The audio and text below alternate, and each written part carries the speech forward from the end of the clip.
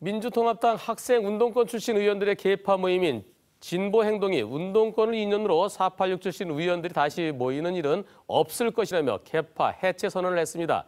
그러나 당 안팎에서는 대선 패배 책임의 한 축인 486 출신들이 이제 와서 계파 해체를 하는 건 정치적인 쇼 아니냐는 지적도 나오고 있습니다. 김명우 기자가 당내 486 대표주자인 민주당 우상호 의원을 만났습니다.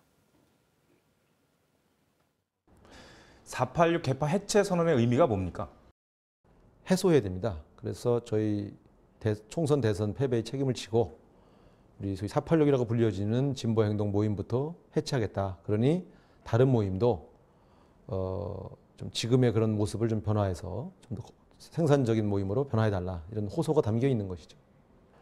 가치와 정책 중심의 의원 모임, 의견 집단으로 정파로 거듭나도록 그렇게 질서를 바꾸자.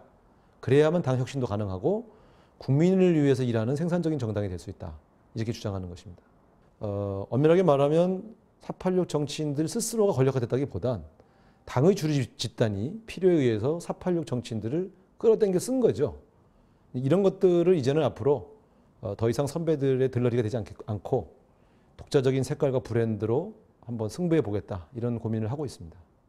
486이라고 하는 과거의 인연을 가지고 의원 모임을 하는 것은 더 이상 의미가 없다. 이제 가치와 노선, 정책에 동의하는 사람들 중심으로 새로운 정파로 거듭나는 것이 바람직하다. 책임을 진다는 차원에서 다음 총선 불출마하실 생각 있으십니까? 책임진다는 것은 두 가지가 있는 것 같습니다. 하나는 정계 은퇴하거나 이선으로 후퇴하는 것이고요.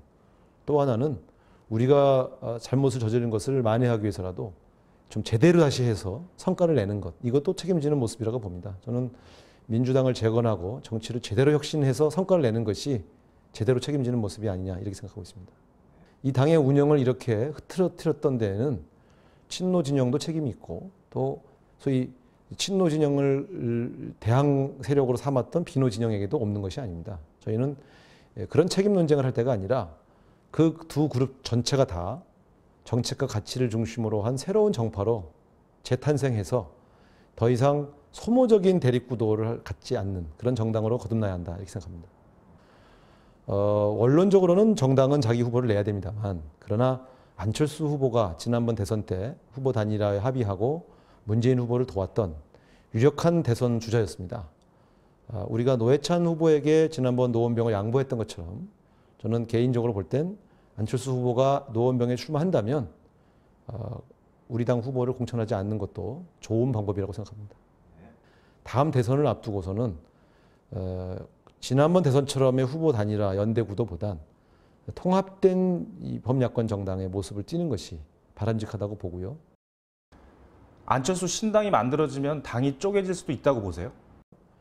민주당이 혁신에 성공해서 국민의 지지를 받는다면 안철수 후보로 인해 생기는 외풍이 훨씬 더 약화될 것이다.